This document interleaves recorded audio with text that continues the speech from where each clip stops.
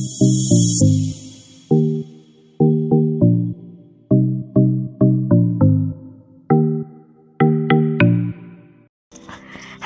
Welcome back to Travancore gardens. ഞാൻ അഞ്ജന കൃഷ്ണൻ.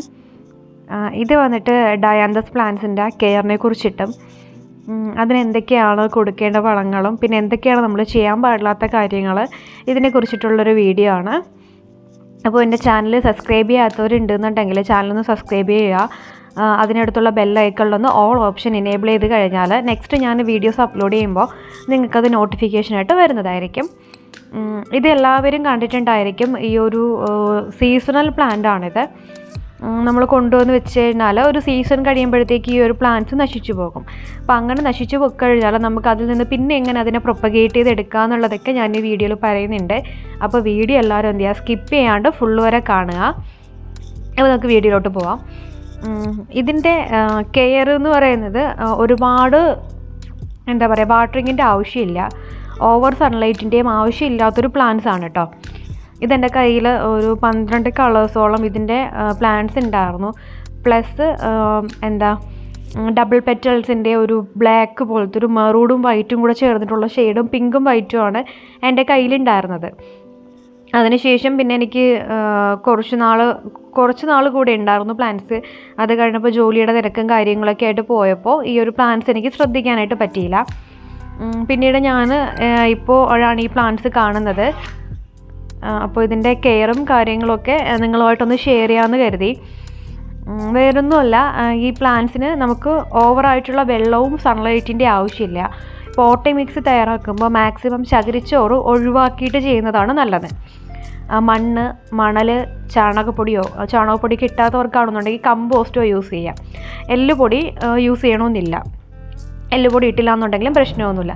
അപ്പോൾ പോട്ടി mix തയ്യാറാക്കുമ്പോൾ നല്ലപോലെ വാർന്നു പോകുന്ന ടൈപ്പ് പോട്ടി മിക്സും അതിൻ്റെ ചെടിച്ചട്ടി എടുക്കുമ്പോൾ നല്ലപോലെ ഹോൾസ് ഉള്ള ചെടിച്ചട്ടി എടുക്കുക. ചെടിച്ചട്ടിയുടെ ഏറ്റവും അടിയിലായിട്ട് കുറച്ച് ഓടിൻ്റെ പീസസോ മണലോ ഇട്ട് കൊടുക്കുന്നതായിരിക്കും നല്ലത്.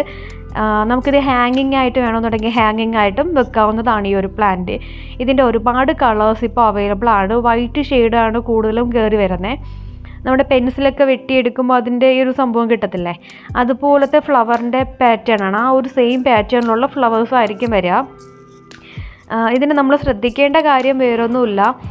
നമ്മൾ കടയിൽ നിന്ന് ഇപ്പം മേടിച്ചുകൊണ്ട് വന്ന് വീട്ടിൽ വെച്ചിട്ട് നമ്മൾ അതിനെ അന്നേരം തന്നെ വേറൊരു പോട്ടിലേക്ക് മാറ്റി വെച്ച് കഴിഞ്ഞാൽ പിന്നെ നമ്മൾ വിചാരിക്കും അത് അവിടെ നിന്ന് ഫ്ലവറിങ് ആയിക്കോളും, വേറെ കെയർ ഒന്നും കൊടുക്കണ്ടെന്ന് വിചാരിക്കും.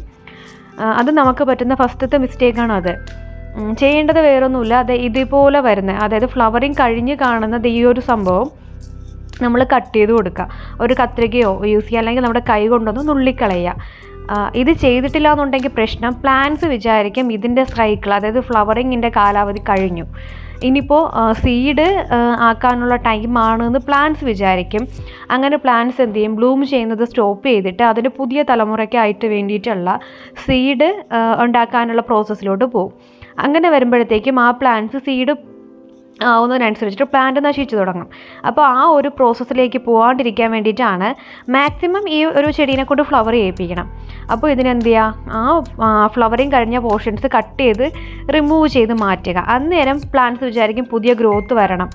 അങ്ങനെ പുതിയ തളിര് വന്നിട്ട് അതിൽ നിന്നെല്ലാം ബഡ് വരാനായിട്ട് തുടങ്ങും. അപ്പോൾ ഫസ്റ്റ് ചെയ്യേണ്ടത് പ്രൂണിങ് ആണ്. അത് ഹാർഡ് പ്രൂണിങ് അല്ല, ജസ്റ്റ് സോഫ്റ്റ് പ്രൂണിങ് ആണ്. ഇതൊന്ന് വെട്ടിക്കളയുക എന്നുള്ളതാണ് ഫസ്റ്റത്തെ പ്രോസസ്സ്. പിന്നെ ഇതുപോലെ വരുന്ന മോശമായിട്ടുള്ള ലീഫും കാര്യങ്ങളൊക്കെ റിമൂവ് ചെയ്ത് കൊടുക്കുക.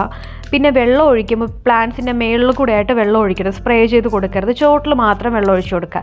കാരണം ഇതിൻ്റെ ഫ്ലവറിങ്ങിനായാലും പ്ലാന്റ്സ് ഇങ്ങനെ ബഞ്ചായിട്ട് വരുന്ന മൊട്ടല്ലേ, അപ്പോൾ അതിലൊക്കെ വെള്ളം നിന്ന് കഴിഞ്ഞാൽ പ്ലാന്റ്സ് നശിച്ചു പോകാനുള്ള കാരണമാവും.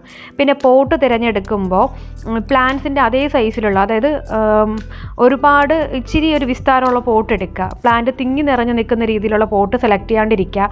കുറച്ചുകൂടെ വലിയ പോട്ട് എടുക്കുക. ഈ രാസവളങ്ങളൊന്നും തന്നെ കൊടുക്കേണ്ട, NPK അങ്ങനത്തെ ഒന്നിൻ്റെ ആവശ്യമില്ല. ചാണകപ്പൊടി മാത്രം ഇട്ട് കൊടുത്താൽ മതിയാവും. പിന്നെ പ്രൂണിങ്ങിൻ്റെ കാര്യമൊന്നും ശ്രദ്ധിക്കുക. അപ്പോൾ ഇത്രയും കാര്യങ്ങൾ ശ്രദ്ധിച്ചാൽ തന്നെ നമുക്ക് ഈ ഒരു പ്ലാന്റ്സിനെ നമ്മുടെ കൂടെ ഒരുപാട് നാൾ നിലനിർത്താനായിട്ട് പറ്റും. പിന്നെ ഞാൻ നേരത്തെ റിമൂവ് ചെയ്ത് കളയണമെന്ന് പറഞ്ഞാൽ അത് സീഡ്സ് ആണ്. ഇപ്പോൾ താല്പര്യമുള്ളവർക്കാണെന്നുണ്ടെങ്കിൽ അതിനെ ഒരു പ്ലാന്റ്സ് മാറ്റി വെച്ചിട്ട് അതിൽ നിന്ന് സീഡ്സ് എടുത്തിട്ട് നമുക്ക് മണ്ണും മണലും കൂടെയുള്ള മിശ്രിതത്തിൽ പാകിയിട്ട് നമുക്ക് പുതിയ പ്ലാന്റ്സ് ഉണ്ടാക്കിയെടുക്കാനായിട്ടും പറ്റും. പിന്നെയുള്ളത് നമ്മളിത് കടയിൽ നിന്ന് മേടിച്ചുകൊണ്ട് വരുമ്പോൾ ആ മണ്ണ് അതുപോലെ തന്നെ നമുക്ക് വെക്കണമെന്നില്ല. നമുക്ക് ആ മണ്ണ് മാറ്റി കൊടുത്തിട്ടും പ്ലാന്റ്സ് പോട്ട് ചെയ്യാം. കടയിൽ നിന്ന് മേടിച്ചുകൊണ്ട് വരുന്ന കവറിൽ നിന്ന് മാറ്റിയിട്ട് ഒരു 5 മിനിറ്റ് വെള്ളത്തിലൊന്ന് ഇട്ട് വെക്കുക. അന്നേരം റൂട്ട്സ് ഒന്നും പൊട്ടാണ്ട് നമുക്ക് ആ മണ്ണൊന്ന് മാറിക്കിട്ടും. എന്നിട്ട് അതിനെ നമുക്ക് നമ്മുടെ പോട്ടി മിക്സിലിട്ട് മാറ്റി നടാവുന്നതാണ്.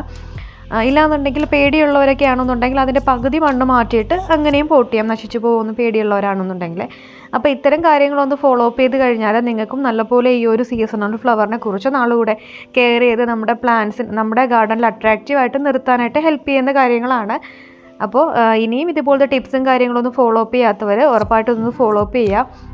ഇനി മുതൽ ഈ ഒരു സീസണൽ പ്ലാന്റ് നശിച്ചു പോകുന്ന ആർക്കും പറയേണ്ടി വരില്ല. അപ്പോൾ വീഡിയോ ഇഷ്ടപ്പെട്ടെങ്കിൽ ലൈക്ക് ചെയ്യുക, ഷെയർ ചെയ്യുക, സബ്സ്ക്രൈബ് ചെയ്യുക. താങ്ക്